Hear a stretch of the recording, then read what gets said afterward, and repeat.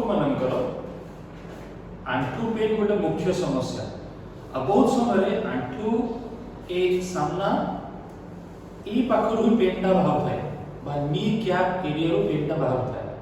आ बहुत समय जोटा नी कैप में पैटेलोफेमोरल जॉइंट बोली कहि थाओ, पैटेलोफेमोरल जॉइंट बहुत समय स्टिफ हो जाता है।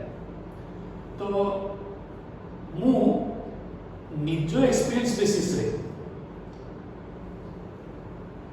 किछटा एक्सरसाइज आपन बतौछु बेटा या रेफरेंस आपन कोठी मिलियो नाही। मु जनरली जो एक्सरसाइज बताए प्रत्येकटी रेफरेंस थाए, बुक रेफरेंस थाए। ए एक्सरसाइज रे रेफरेंस मिलियो नाही। सिखि जाम सेटा केमती आपन करिवे। देखंतु पाटेला को आपन चक्की को एमती धरि परिवे। एमती धरिले एई हाथ भितर एई गोल भितर जहा रहछि वर्तमान एटा होछि पाटेला, एटा होछि पाटेला। ए पाटेला रो जस्ट तळ को हाथटा को एमती दी आंगुली धरिवे एवं सब आंगुली जाको स्प्रेड कर देबे। करि देकी ए प्रकार बसी की पछु को हेबे। से तो गोल टिक लंबे देबे आउ टिक भलो हो। मु पछु ऊपर आड़ को टाणुछि पाटेला को, आपण जानि पथो पाटेलाटा को मु ऊपर पटु टाणुछि। एमती 60 थर करिवे, टिके रहिबे, पुणी 60 थर करिवे।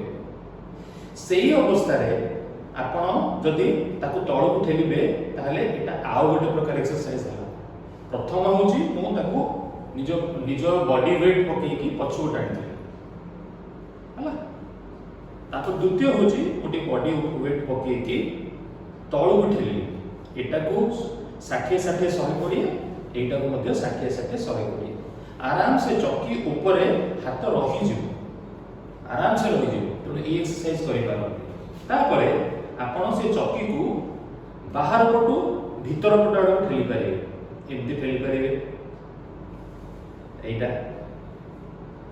ताकू बाहर को मध्ये ठेली पारे, बुढ़ा आंगुली सहायता बाहर को मध्ये ठेली पारे।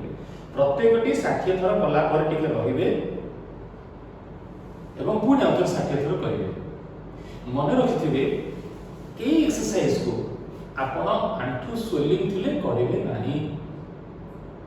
आगो टिके चेकअप करे नेबे। ए एक्सरसाइज आंठू स्वेलिंग थिला बेले करिवे नाही।